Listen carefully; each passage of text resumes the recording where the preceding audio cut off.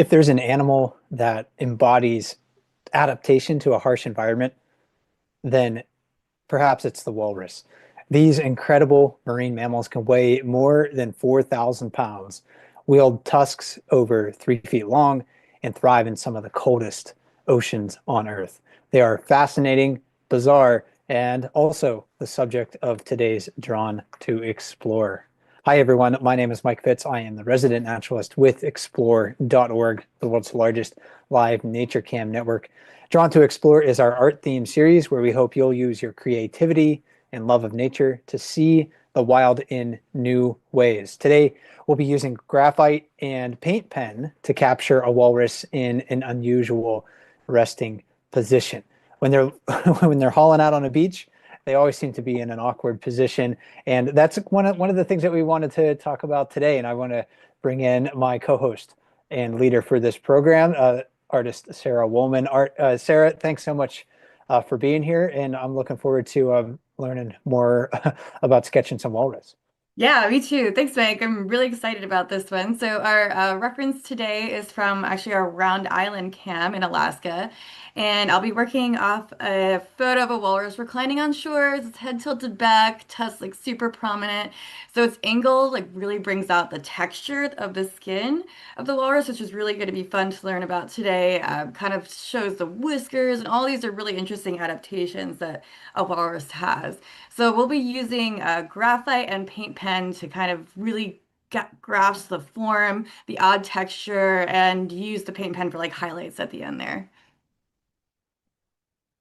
And yeah, I think this will be fun for our audience to participate in. I've tried to get a little bit of a head start in my sketch, and it was challenging and fun at the same time. It's also really cool just to learn about walruses, and we'll talk about them more in just a little bit. But we also want to review what we did last week, Sarah, because we drew a bear, and we got a lot of really great viewer submissions. We did. Let's see. So last week we did watercolor with grazer, and some pen and ink. And so this was what we did last week. And here's our amazing submissions from last week, which I really, really appreciate everybody tuning in. Yeah, these were great to see. Love the color in there. And again, I think everybody really did a good job of kind of capturing sort of like the essence of Grazer. Like if I was looking at that and somebody just held it up to me, be like, "Hey, who do you think this is?" I'd be like, "Oh, I bet I know Classic who." grazer pose, I Yeah, think. yeah, I bet Really I know bring who better that is. profile for Yes, sure. and some of the artwork was, I think, done basically right alongside us as we were giving the program live last week. Like we saw at least one submission that was uploaded to explode.org in the comments almost immediately. So thanks to everybody who has shared those so far. We also had some honorable mentions, Sarah, from some people who were just dropping things in the Amazing. comments, just from some things that they saw on the other bear cam. So yeah, it's really kind of, as this bear was doing some unusual yoga poses, help them to inspire a little bit of artwork. So thanks to everybody who has submitted their artwork and shared that with us. I know that's not an easy thing for a lot of people to do, to put your art on the internet, because the internet tends to be kind of a cesspool in a lot of ways. Hopefully explode.org offers a different path forward for what the internet can be.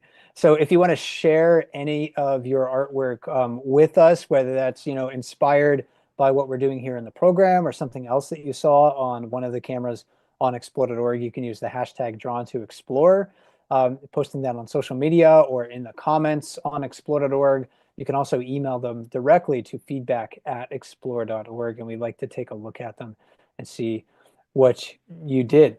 Also, for this program today, if you have questions for Sarah and I about walrus, and especially Sarah's process and how she's approaching uh, capturing that on paper, then let us know in the comments. We'll do our best to try to answer those during the program today. I think we should start, though, by learning a little bit about walruses, Sarah. We were both talking before the program about how bizarre they are. I don't know how often you've been able to watch the Round Island cams, but every time I tune in, I'm like, oh, these animals are really weird and they're also really cool. Super weird. And I feel like people just don't really understand or know much about their behavior in general. Even when, living in Alaska, I was not too far from some of the haulouts. And I still had to learn a lot, even just while I was drawing this. I'm excited to kind of dive into that more today. Yeah, so walruses, if you're not familiar with them, they're found in the Arctic regions and subarctic regions. So top of the globe, essentially, there's two subspecies, the Atlantic and the Pacific. On Exploded.org, we watch Pacific walruses at the Round Island State Game Sanctuary in Alaska. So this is in Bristol Bay. So it's actually not, relatively speaking, not that far from Katmai National Park where we have our famous bear cams. And Round Island is home to a large seasonal haul out. Many thousands of walruses gather here in the summer when sea ice disappears in the Bering Sea. Most all of the walruses at Round Island are males. Female walruses and their young remain farther north in the Bering Sea typically. They use their tusks for hauling out on ice and for social dominance when necessary. These are also pretty social animals, so they rest in large and dense groups.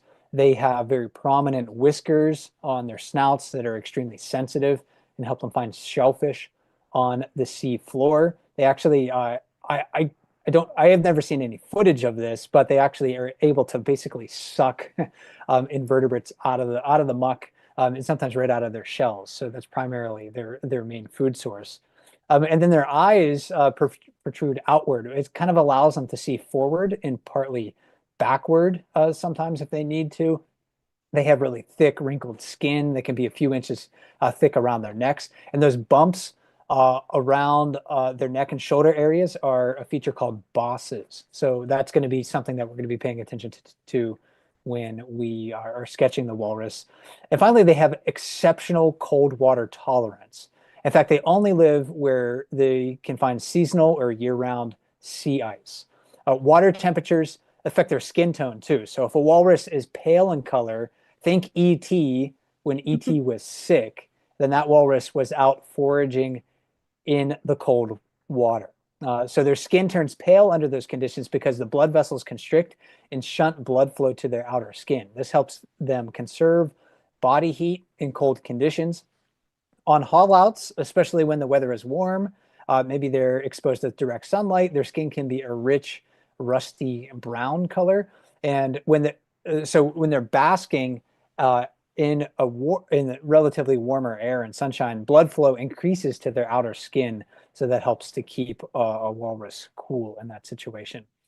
You can also find the reference image for our program today in the pinned comment in the comments on Exploded.org if you're looking there right now. Also, moderators in the chats on YouTube can be able to share a link directly to that image. So the cameras on Round Island often capture images of walruses in what looks like quite awkward and uncomfortable positions. In fact, the last time we hosted Drawn to Explore, we mentioned that we'd be sketching a walrus in this program, and someone immediately commented something along the lines of "basking walruses always look hungover," and there's definitely some truth to that. So they aren't hungover, Sarah, but they are in these awkward positions where you look at them, and you're like, how can that possibly be comfortable for them? It must be because they keep going back and they keep doing it.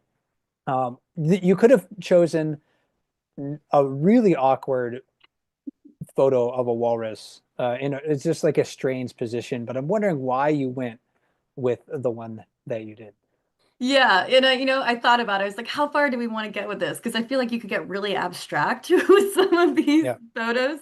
But I wanted to be able to still capture the essence of a walrus with it still just being kind of a blob, and not in its like, I feel like if you see most pictures or art that is of a walrus, that it's kind of more of in a sitting position, the classic ones. So I was like, okay, I still want the weird, but I still want us to be able to capture the essence, especially for some viewers that are just learning how to do this and learning how to make what would look like a pretty abstract amorphous blob shape into something that's tangible. So I kind of went in the middle between here. So it was not a completely hungover blob of a walrus, but just blobby enough to make it, we have to use our brains a little bit and think creatively to make this.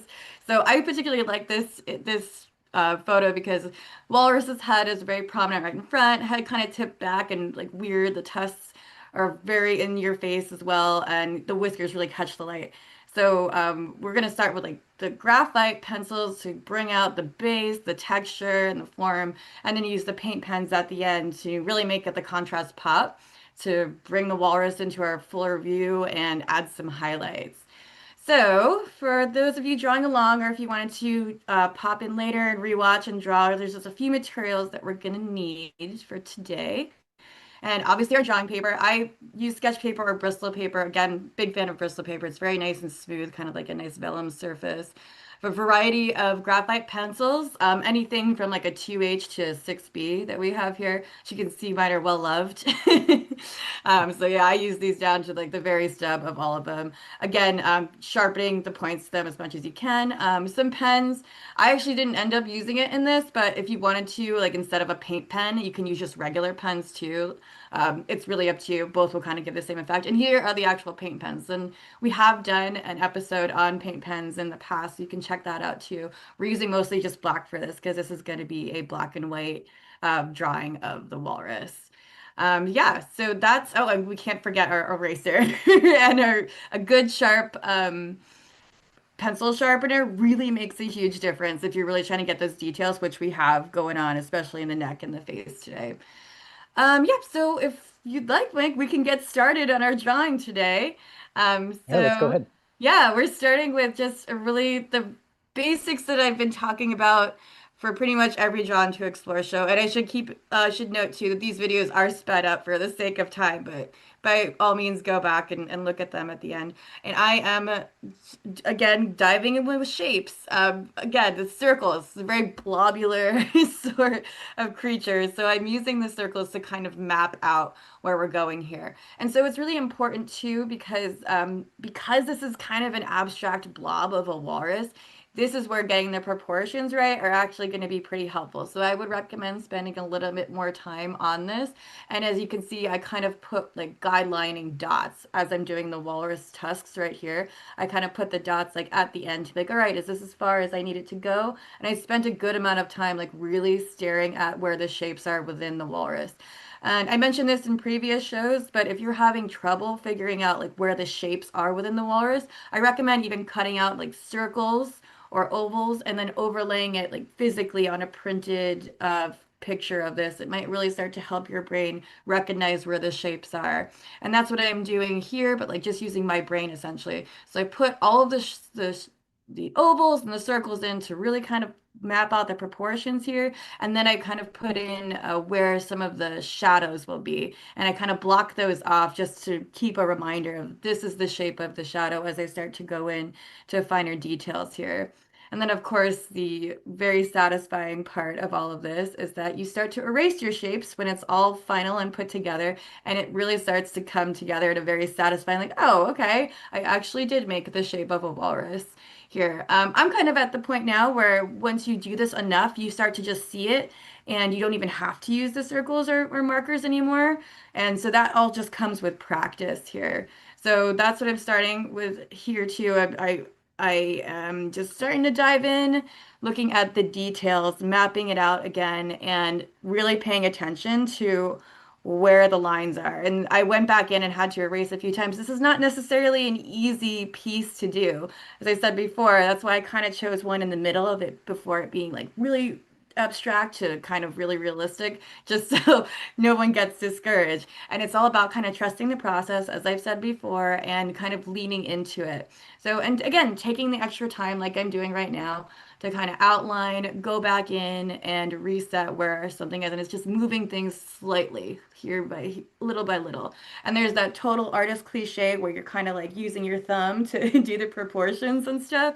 You kind of do that visually here. So you would look at maybe where his fin is in relation to where the tusks are and see how where the distance actually is. You could even use a ruler to help measure that out. I don't use a ruler, but in my art school days, they do teach you how to do that.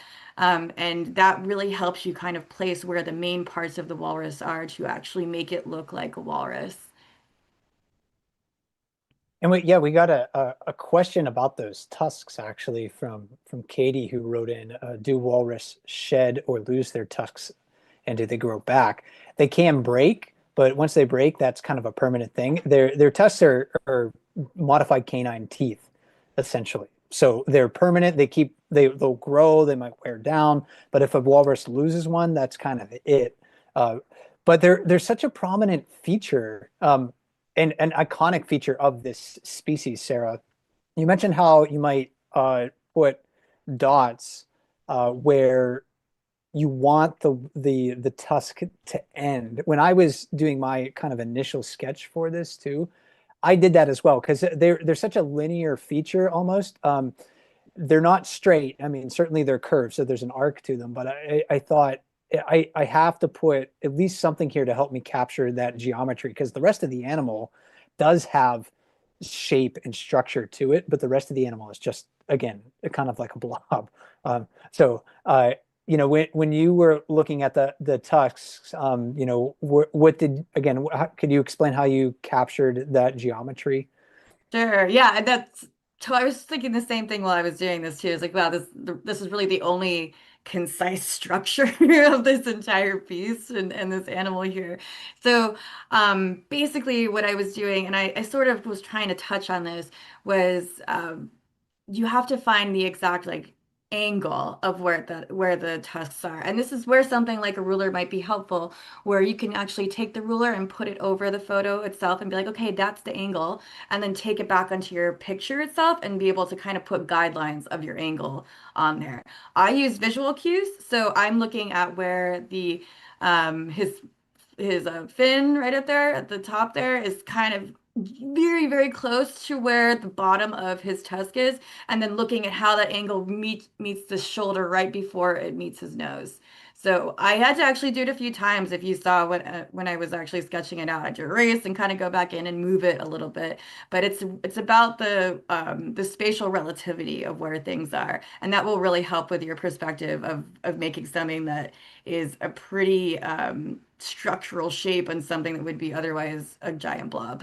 And then the other thing I noticed when you were working through like the initial sketch, just putting circles down on paper, is that you kind of look through the rock uh, at the beginning. So you didn't use that as like a hard the rock that's on the right, the one Hmm. that's the walrus is basically resting his head on.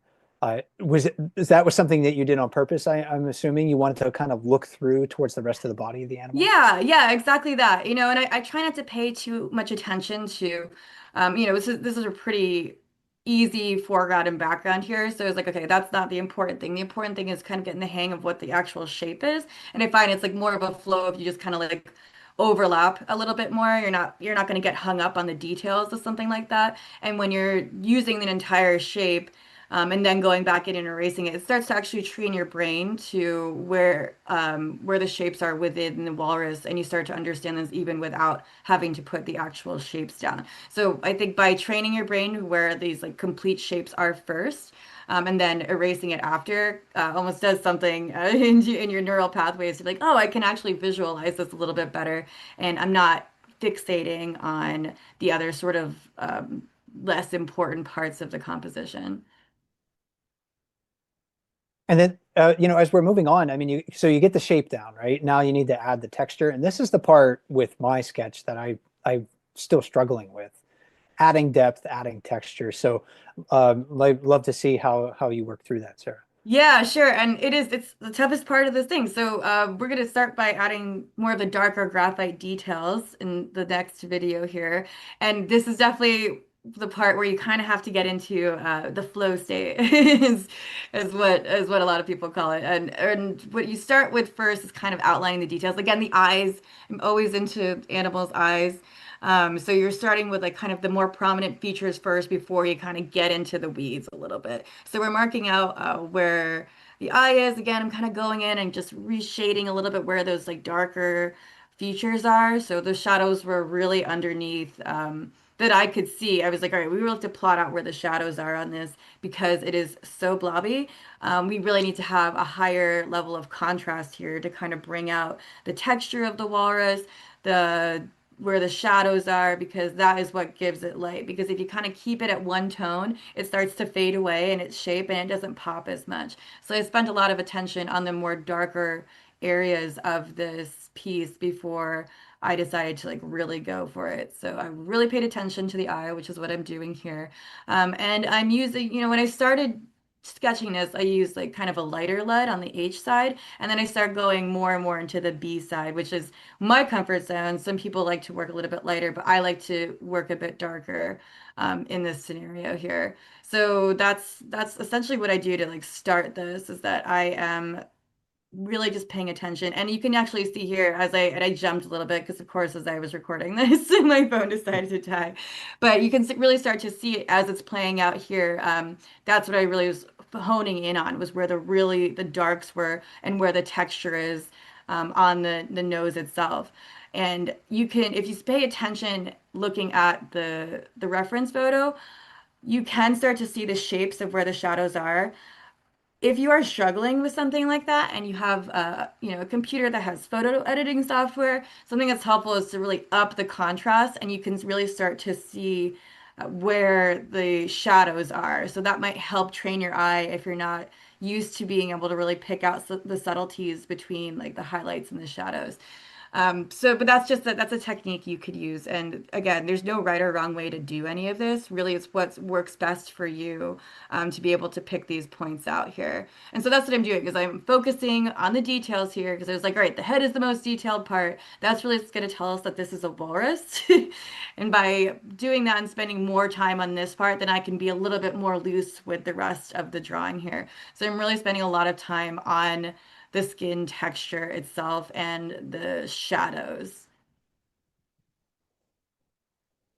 And yeah, that okay. So that's probably what I want to do then. I think when going back and looking at what I have so far is adding more detail that'll help me to gather depth. I mean, that's just with this sketch. That was the thing as I was working through it that just made it really difficult, is trying to capture that depth, because the light on the walrus in the reference image is kind of flat. I don't think this Hmm. was a sunny day at all.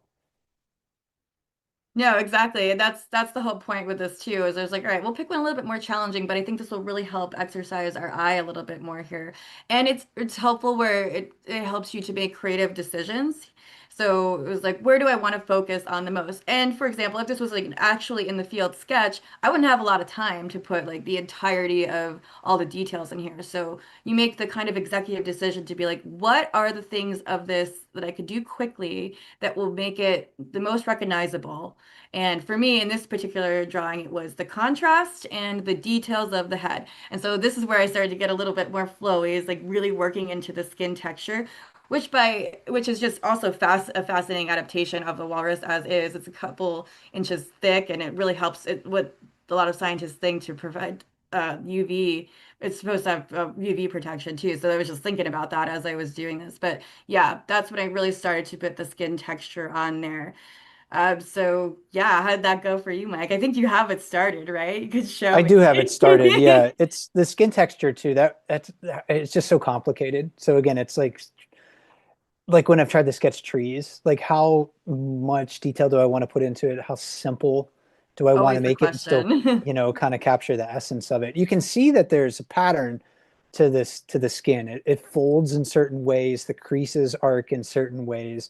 They rarely, like those bosses, like the wrinkles in between them, they didn't really end without connecting to another. So again, I was always thinking about, those patterns and trying to capture it. So yeah, I'm gonna need to do which way am I going here? I don't know. Okay. I'm gonna need to do more, I think, to capture, more of those details to give it depth. I also knew that I wasn't going to be working with paint pen sort of as the final product like you were, but then knowing that you're going to use paint pens on top of the graphite later, did that change your approach at all? Like, would you have looked at maybe capturing the whiskers in a different way if you, Yeah, I you know, probably, were doing? if I wasn't using paint pen specifically, I would have just ended up using like a really soft lead and pressed very hard to really bring out the texture a bit more. The paint pen and this specifically makes it pop because it is so dark and it has like kind of a matte finish in this. Okay. So I would have probably done it similarly, but just utilized my graphite differently. in terms of the pressure to make the contrast.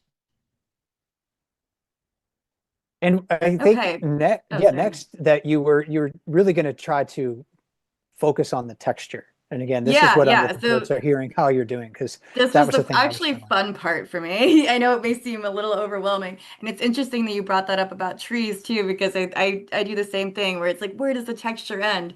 So the next part, we're really going to start adding a lot of the graphite and deepening the tones in the next video. So what I'll be doing here is again, kind of just getting more loose with it. Because, like you said, you can really, it's just like the lines just keep going into more lines.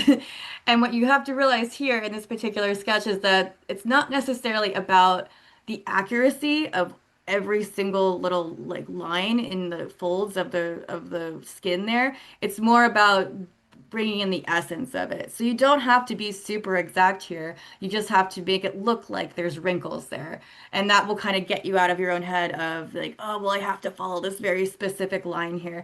You have to think about can I do simply here to capture how wrinkled and weird the neck looks. And so what I did here was I just kind of made different shapes connecting all the way down. And you can even see, like, as I go down, I start to kind of let it blend into just like an abstract sort of shape. I really wanted to just focus on the neck here. So I went around in like circles, and what I would do is I would do like a darker circle around each like skin fold there, and then start to slowly blend it into the inside to kind of create that highlight. So every skin fold there has its own like shadow and its own highlight. And I think that really what starts to bring out the texture in there without kind of losing like the overall form there. So I really wanted to illuminate how the skin is capturing the light there, because I thought, to me again, that was the focal point of this entire photo, of this image, and so that's what I wanted to focus on the most. And so I think by like really nailing these like details that again you don't have to get hung up on, you can actually have some fun with, that is the important part to bringing this walrus to light, literally. And yeah, you can see I'm doing that right here again. And I'm not particularly going by skin here. I'm kind of getting into the flow of it, not thinking about it so much, and just kind of enjoying the fact that I'm drawing this skin texture, and by weird shape. And again, darkening the outside and then kind of blending it in a little bit. You can either do this by lightening the pressure on your pencil, you can use your finger. You have a whole bunch of options to kind of blend it upward like that.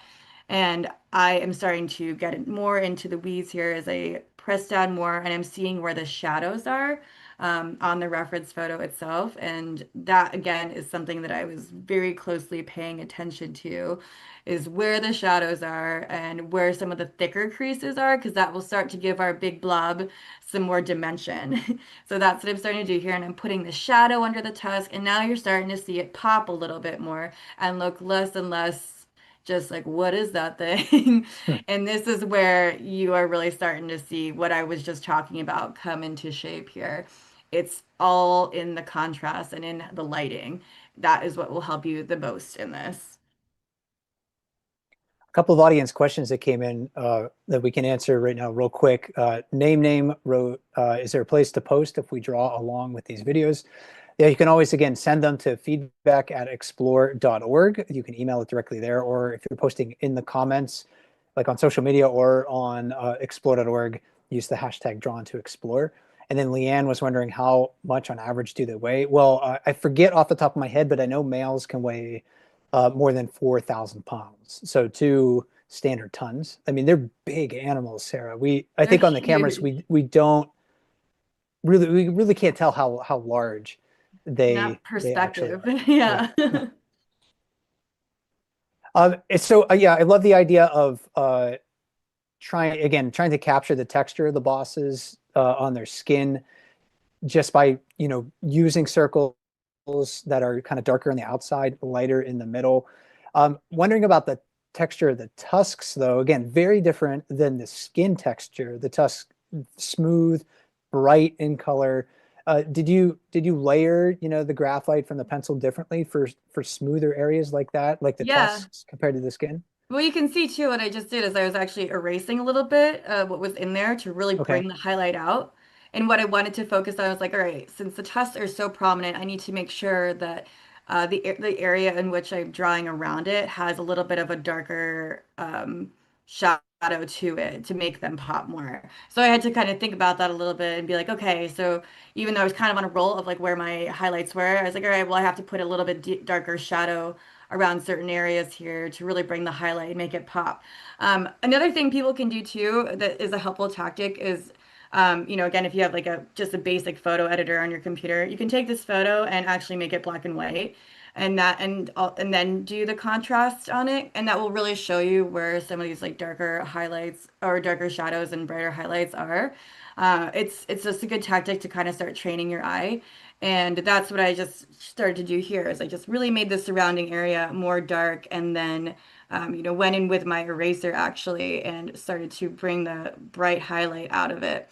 And then if you look really closely at the tusks, you can actually see where some of the lines are on it. And I think that's really what kind of gives a tusk like their prominent sort of like feature. Like, oh, that's a walrus tusk. I mean, I've spent a lot of time holding walrus tusks and being around them when I was working for the federal service. And so I know pretty intimately how they're structured. So it's like we can't forget to put those lines in there, which you can see on that. It's like that's clearly a walrus tusk now. It does have texture, even though it looks very smooth compared to the rest of the animal. And then Yeah, I am, it's super. They mhm, are. I mean, the tusks are essentially they have the same uses as ivory, so people could use them to carve and things like that. And I know a lot of Alaska Native still use them for artwork, which is gorgeous. But if you're wondering about like the texture of that, think if you've ever held like ivory or you've seen ivory, that's essentially what it is. It's the same material. exactly. Yeah, there's some remarkable art that a lot of Alaska Natives have created from this. And I do recommend if you have a chance to maybe look that up online because it's really, really beautiful. And there's some truly incredible artists in Alaska that work with walrus ivory and fossilized walrus ivory as well. So switching back to what we're doing here is again going into the folds here. So I stopped really focusing so much on the in-depth texture of the neck. Again, that's the focal point of our drawing here, and I want to keep it that way, but still retain the shape of the rest of the background here. So now I'm just kind of going off of instead of just skin texture where the shadows and highlights are. So I kind of let it blend into that a little bit where you can see as I'm doing it down here. I'm not shying away from pressing down on my pencil. I know it's something it's hard sometimes for people because you're like, oh, it's a commitment, and I have to really press down, and maybe I'm going to make a mistake. That's okay. Just roll with it. The nice thing about this is um, it's actually pretty forgiving. Although there's a lot of texture and stuff that goes into this, it's still a blob. So you can still go in there and be like, oh, I still recognize that it's a walrus, because we put time and effort into the face and to the neck here. But the rest of it, you're like, all right, I can now get a little bit looser with it and just focus on where the shadows are and how to kind of make the blob come into a hole here. So that's what I was doing in what we're seeing on screen here right now. And I'm also going back in and putting even darker shadows into where it was on the neck because you can see where the neck is. And again, like you said, Mike, it's flat light. So it's a little bit difficult to pick out this. But you can see the neck and side profile of it is actually a little bit darker than where the main highlight of the body is. So as you can see, as I'm working on the body right now, I'm keeping that shoulder and the top part of his back a lot lighter than the rest. So that's where I'm seeing where the light is captured on this, paying attention to that, and then going back in and really putting some of the darker highlights or darker shadows in here. And again, I think sometimes it's easy to get caught up in like, oh, well, I have to make it look exactly like the light in there. You don't have to do that. It's creative license. If you want to do that, that's great. For me, I'm a very high contrast artist. Like I tend to put a lot of like dramatics into what I'm creating. So you can really just make it your own. And again, it's all about having that focal point, understanding where the main part is that you need to throw the detail in to capture the person's eye, and then just going with the flow with it afterwards and seeing where those highlights and shadows are. And were you thinking about, in any point like negative space I think the tusks maybe the one spot. Like you kind of in a way you almost like drew around them. But Yeah. was there anything else on the walrus that you were like, hey, I kind of want to, you talked about lighter parts like on the walrus's shoulder, like that one's kind of, just not as dark as the other places. But yeah, what about negative space Yeah, and yeah, negative space. And for those that are familiar, it's negative space is kind of like it's leaving the space that isn't drawn in and that is just the white of the paper essentially. And I'll actually be talking a lot about that in our next episode of Drawn to Explore. But yeah, I did do that very particularly with the tusks because I wanted to keep the white of the paper in there since I knew I was going to be using a lot of pigment on this. And so if I use that like original white of the paper, it really makes it pop and you don't have to go in with a paint pen after, which I still do anyway in some parts, but I think it really creates a better highlight right here. And I'm still reworking it, as you can see. Like it takes some time to really go in and be like, all right, this is what I want to pop here. And I also left negative space a bit in the skin folds. Like in the very beginning too, you could see where I was kind of mapping out where the kind of like weird shapes were all connecting to each other. And then I worked from the dark around the edges to where the negative space is. So it worked from like dark to light, which is a pretty standard thing in a lot of different mediums. It varies, watercolor is the opposite, but for something like this and some more of like the heavily pigmented ones, like I'll do stuff like that. So that's what I'm doing right here. And then I start on the background, which we will get to next.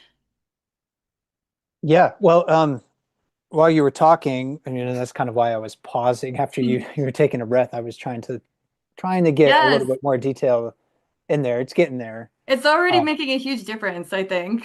yeah, yeah. I looked at it, yesterday. I had a kind of a rainy day here. Yesterday the weather has been super hot and dry in my area of North America. Uh, so we had some rain that came through yesterday, and while it was raining for a couple of hours, I was trying to sketch it out and just got hung up on the depth part of it. So I'm glad I was able to follow along and maybe add a little bit more depth today. Um, the so you get the animal, Sarah, essentially captured. You're not done with it yet. What are your next steps? Are you going to focus like on the background Yeah, next, or so are you going first to dive more into detail for the animal? exactly. I think for the animal, like detail, like the fine details, we do at the end for this one. The next step for me in this one was doing the background part here, which is actually Okay. kind of fun and satisfying because you really start to see it pop. And so I use graphite in for the foreground.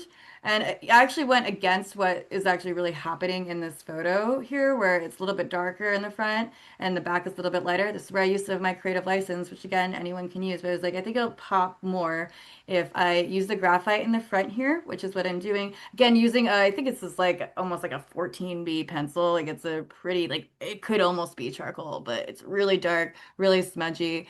And that's what I'm doing there. And then I go in after this with a paint pen. And they make a variety of different paint pens out there. You can have ones that are more of a matte finish, more of a shiny finish. I really like the matte finish, especially if I'm working with something shiny like graphite, because the contrast between the two, as you'll see here in a second, really makes it pop. Because again, that's something I even have to think of as I'm filming this and drawing this. It's really, the graphite's very, very shiny. So you can't see the detail if the lighting is not correct, because it'll just reflect off of it.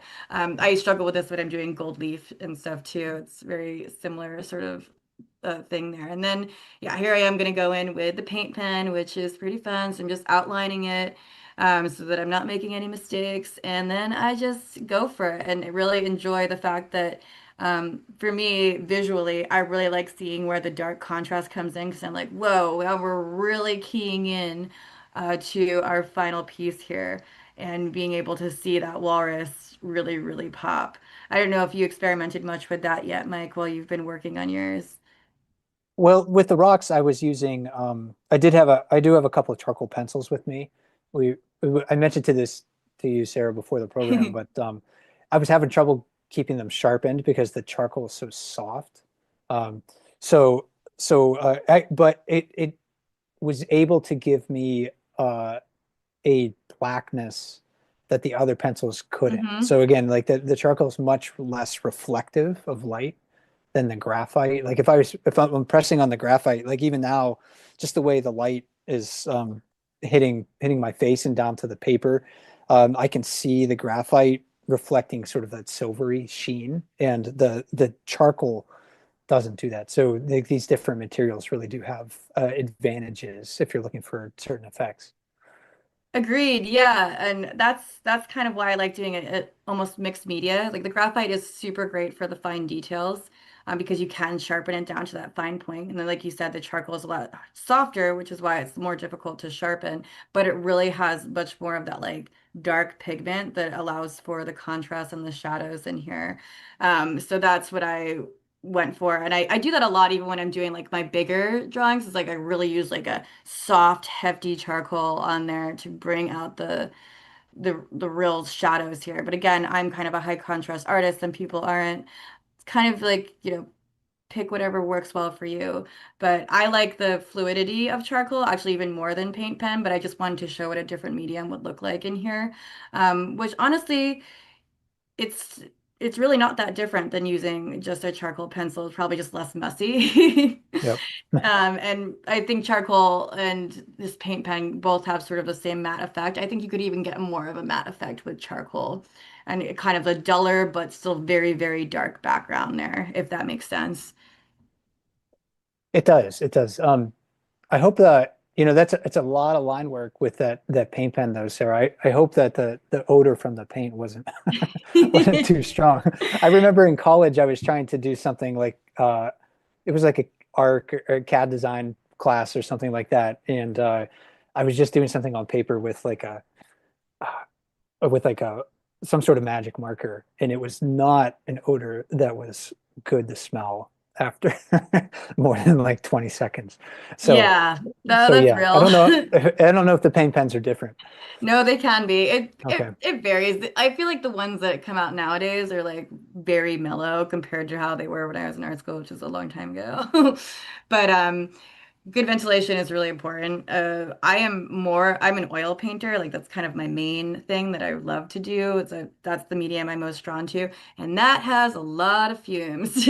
Hmm. Yeah, so even in like a bigger art studio, you have to have a lot of ventilation to deal with some of the more toxic fumes that come from like some of the paint thinner and like oils that you're using. This one's not so bad. This is like the paint pen I'm particularly using here is like water based. Actually, you can see I'm like constantly kind of messing with it. I have to like shake it quite a bit to like get the paint to come out, which is just part of using a paint pen. So this is a really relatively easy one to use, but it doesn't have a lot of fumes. Some of the more oil-based pens, which I actually prefer some of the more oil-based pens. Not all of them have that cool matte finish that the water-based ones do, but some of them do. But the oil ones, I think, have like a greater sense of pigment in them than the water-based ones. But again, it's to each their own, and each kind of creates their own effect. So I recommend that if you're like, oh, I don't know which paint pen to get like some that are water-based. You can just read it on it, and some that are oil-based, and you don't really have to worry too much about the fumes with these guys.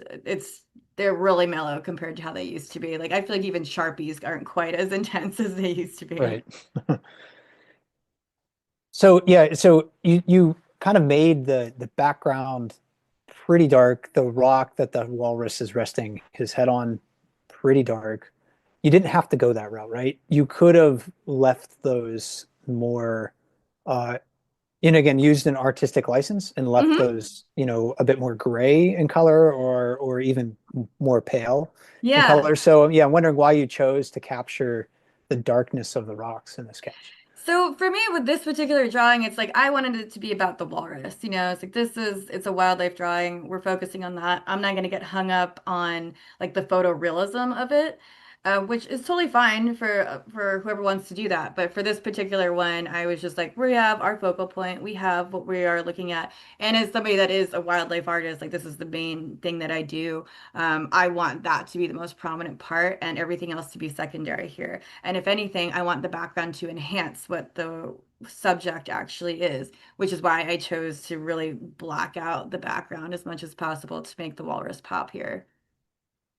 And then, if I remember correctly, there's some final details that you're adding as well. So you wanted to, again, add it by layering textures, making some of those details pop, I think with additional paint pen, right? Yeah, exactly. So I had the black paint pen in this past video, and then I came in with a white paint pen, which is, again, you can find at any sort of craft store. And, you know, again, sometimes people get like controversial opinion about going back in with the white highlighter. I see nothing wrong with it. You can use the negative space, which I did use, but then if you want to really go in and put in the cool details, you can use something like a paint pen to do that. And I really wanted to bring out the whiskers of this walrus. I mean, again, it's a really prominent feature of them if you look at the reference photo. And this is another thing where you don't want to get hung up too much on the details of like where every whisker is, unless you want to, of course. But it's more about bringing in the essence of what those whiskers are. And I think just by doing like having just a little bit of those highlights here with that paint pen is exactly what that does. It's really starting to come together now. And you can actually, they make like white charcoal pencils and stuff too to have the exact same effect here. Okay. Oh yeah, I was wondering like if you didn't have a paint pen, what might be one of those other techniques that you could use. So white charcoal is one of them. Yeah, definitely. White charcoal is great. If you're doing white charcoal, it works better if you're working with other charcoal. Doesn't always go over graphite so well. Again, graphite kind of has it's lead, right? It's types of lead. So it's like really going over that like shiny part. Doesn't quite have that effect. That's why I use a paint pen in this very specific instance. There's like wax pens out there. You can even like really take down like a pastel to something very small and do that same sort of effect. So you want something that's like really heavily pigmented to be able to go over graphite. With charcoal, because it's kind of all the same like texture, it's a white charcoal pencil can go over the darker pigment like fairly well. One thing I tried to do is I used a really hard lead to kind of almost like etch those whiskers into the paper, like scratching the paper, essentially denting the paper, however, and then trying to kind of erase that a little bit, and then going back over it with some of the softer lead. Because I did that scratching the paper essentially makes an impression that's going to be there permanently. I don't know if it really worked in mine, but anyway, that's kind of what I tried to do. I love seeing that like the when you look at the reference photo, you can really see in your sketch also, Sarah, you can see that there's a pattern to the whiskers. Like there's a geometry there, which I find pretty. I found that part of the animal pretty fascinating to Mm-hmm. look at when I was sketching because hair on humans or on or body fur doesn't necessarily have like that same pattern. But that really stuck out to me. I was like, oh wow, that's something that's pretty neat. That maybe in the future, if I'm sketching walruses, that I want to try to capture even Yeah, more. we could do a real close up on that because it was honestly something that caught my eye too. Mike was just the pattern and the texture of that, which is why I was like, well, I can't leave that out. We got to put the highlight pen in there and use the paint pen for that. So yeah, it's great that you're picking up on that too. And I think that would be a really great way to kind of go into another episode. It's like let's look at the finer pattern details of some of these animals. So today we basically explored form and texture through graphite and paint pen. Really looking forward to seeing what some viewers will submit to the today. And we just use these to capture the kind of the giant weight and presence of this walrus. And it was pretty fun. Again, a little bit more difficult, I think, than some of the other ones that we have done before. But I think this really starts to bring us into a new level of understanding where the focal points and contrasts and highlights are to really bring the subject into picture here. Absolutely. Yeah. And be sure, to everyone who's watching to share your sketches of walruses in awkward positions anywhere that you want to, of course, but you can use hashtag drawn to explore, or you can send those directly into feedback at explore.org. Use the subject line drawn to explore so we know to look for it. We yeah, this was really fun to do. It was challenging to do, Sarah. Uh, you're gonna take us and walk us through a different technique than something that we've done on explore.org in the past in our next episode, which is coming up in a few weeks. I think that in 2 weeks, actually, it's going to be Labor Day. So we might Mhm. not do it then, but we'll figure it out. But the You'll next figure it one, out. what are we doing the We'll next announce one? it. Yeah, That's right, Labor Day. I forget about these things. Yeah, so I'm really excited for the next one. We're kind of going away from drawing and we're going to be doing printmaking. So we're going to be doing a lino cut. For those that aren't familiar with this, it's like stamp making. And we're going to be doing basically a big stamp of a salmon. And I'm going to teach you how to transfer an image or draw an image on a piece of like soft linoleum and how to cut it out. Again, we're really going to be leading into talking about negative space on that one. And we're going to talk about salmon, which at that time of year, and I mean, this year in general has been a pretty wild run in Bristol Bay, or at least on the Brooks River. So we're really going to focus on a spawned out salmon for that one. it sounds great. And I've had a friend bothering me the whole time. Sprinky, you want to come I've up? Come enjoyed on up. Come on up. it. Come on up. Can you come up? No, she doesn't want to cooperate. She just wants to bother me. There you go. Okay. I need to take her out for a walk right now. But Sarah, this has been a lot of fun. Thanks for sharing your process with us. Yeah, thank you. It's been great. This is a really fun one too. All right. Well, I'm going to give my dog some more treats and get her outside so she can relax for a little bit. My name is Mike Fitz with Explore.org. I was joined today by artist Sarah Woolman. As with all of our live events, a replay of this will be available on Explore.org's YouTube channels. And thanks for watching, everybody. And until we talk to you again, never stop learning.